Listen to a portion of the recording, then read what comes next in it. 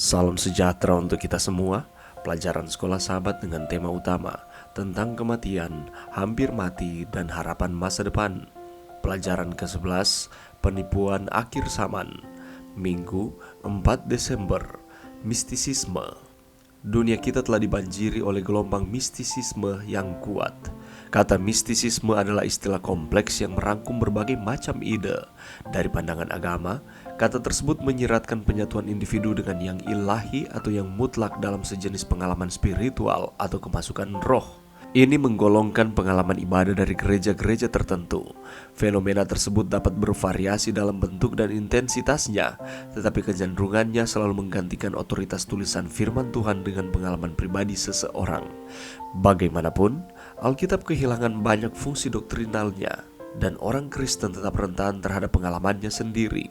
Agama subjektif semacam ini tidak memberikan perlindungan terhadap penipuan apapun, terutama penipuan akhir zaman. Bacalah Matius 7 ayat 21-27. Berdasarkan perkataan Yesus sendiri, apa artinya membangun rumah rohani kita di atas batu karang dan membangunnya di atas pasir? Ada kecenderungan kuat di dunia Kristen pasca modern untuk mengecilkan hubungan doktrin-doktrin Alkitabiah, menganggapnya sebagai gema yang membosankan dari bentuk agama yang sudah usang. Dalam proses ini, ajaran Kristus digantikan dengan tiruannya oleh pribadi Kristus, dengan alasan, misalnya, bahwa beberapa cerita Alkitab atau lainnya tidak mungkin benar karena Yesus, seperti yang mereka pahami tentang Dia, tidak akan pernah membiarkan hal itu terjadi seperti yang ada tertulis. Perasaan dan selera pribadi akhirnya menjadi kriteria untuk menafsirkan kitab suci, atau bahkan untuk menolak mentah-mentah apa yang jelas-jelas diajarkan Alkitab. Seringkali tentang ketaatan kepada Tuhan, seperti yang Yesus katakan adalah sangat penting untuk membangun rumah di atas batu. Mereka yang berpikir bahwa tidak penting apa yang mereka percayai dalam doktrin, selama mereka percaya kepada Yesus Kristus, sedang berada di tempat yang berbahaya. Para jaksa pengadilan Romawi yang menghukum mati banyak orang Protestan percaya kepada Yesus Kristus. Mereka yang telah mengusir setan dalam nama Kristus percaya kepadanya.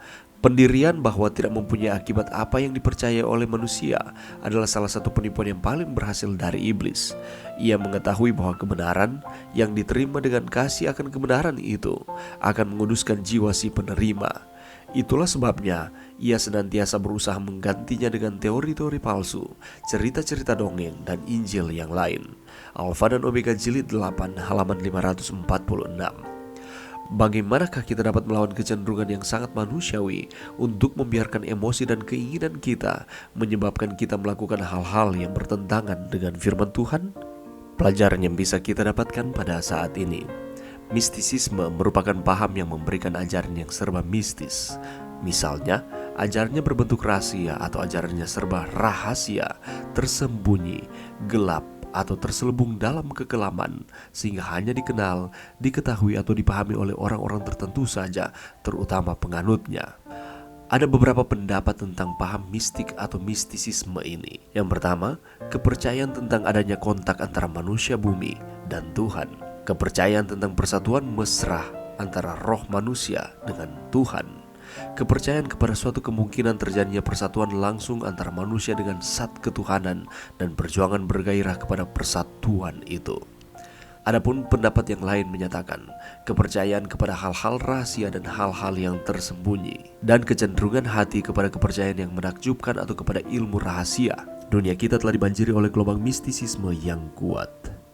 Dan dari pandangan agama, kata tersebut menyiratkan penyatuan individu yang ilahi atau yang mutlak dalam sejenis pengalaman spiritual atau kemasukan roh. Dan bagaimanapun, Alkitab kehilangan banyak fungsi doktrinalnya ketika banyak orang mempercayai paham mistisisme ini, karena orang-orang Kristen yang percaya tetap rentan terhadap pengalamannya sendiri. Dan agama subjektif semacam ini tidak memberikan perlindungan terhadap penipuan apapun, terutama penipuan akhir zaman. Itulah sebabnya di dalam Matius 7:21-27, di sana Yesus sendiri menyatakan bahwa kita harus berdiri di atas batu karang, membangun akan iman kita kokoh di dalam Tuhan. Ada kecenderungan kuat di dunia Kristen pada saat ini untuk mengecilkan hubungan doktrin-doktrin Alkitabiah, menganggapnya sebagai gemah yang membosankan dari bentuk agama yang sudah usang. Itulah sebabnya gantinya mempelajari akan firman Tuhan, mempelajari akan doktrin-doktrin yang ada di dalam firman tersebut. Manusia lebih condong untuk mendasarkan akan kepercayaan mereka terhadap perasaan dan selera pribadi. Dan pada akhirnya, kedua hal ini yang menjadi dasar untuk menafsirkan akan kitab suci. Dan apabila firman tersebut tidak sesuai dengan pandangan mereka, maka mereka akan menolak dengan mentah-mentah apa yang jelas-jelas diajarkan oleh Alkitab, dan hanya mengandalkan akan perasaan mereka untuk beribadah kepada Tuhan. Perasaan kita tidaklah cukup untuk kita dapat menyembah Tuhan. Itulah sebabnya Yesus katakan adalah sangat penting untuk membangun rumah di atas batu. Menjadikan Yesus Kristus sebagai fondasi akan memberikan kepada kita stabilitas yang dibutuhkan oleh hati dan kehidupan kita, baik di masa saat ini maupun di masa yang akan datang. Ketika kita memberikan tempat bagi hikmat Tuhan untuk membimbing saudara dan saya dalam setiap keputusan, prioritas atau hubungan kita dengan sesama, kita akan mendapati bahwa Allah menjadi fondasi yang paling terpercaya bagi kehidupan setiap manusia, saudara dan saya. Iblis mengetahui bahwa kebenaran yang diterima dengan kasih akan kebenaran itu akan menguduskan jiwa si penerima. Itulah sebabnya ia akan senantiasa berusaha menggantikannya dengan teori-teori palsu, cerita-cerita dongeng, dan Injil yang lain. Mari kita mempelajari akan firman Tuhan dengan tuntunan Roh Kudus, sehingga kita akan mempelajari akan firman Tuhan itu benar-benar berasal dari Allah dan bukan hasil dari pemikiran kita semata-mata. Mari berdoa. Terima kasih Tuhan atas firman-Mu pada saat ini. Bantu kami untuk kami terus mempelajari akan firman Tuhan dengan tuntunan Roh Kudus, gantinya hanya menggunakan akan pikiran ataupun perasaan-perasaan kami saja. Ini doa kami di dalam nama Yesus. Amin.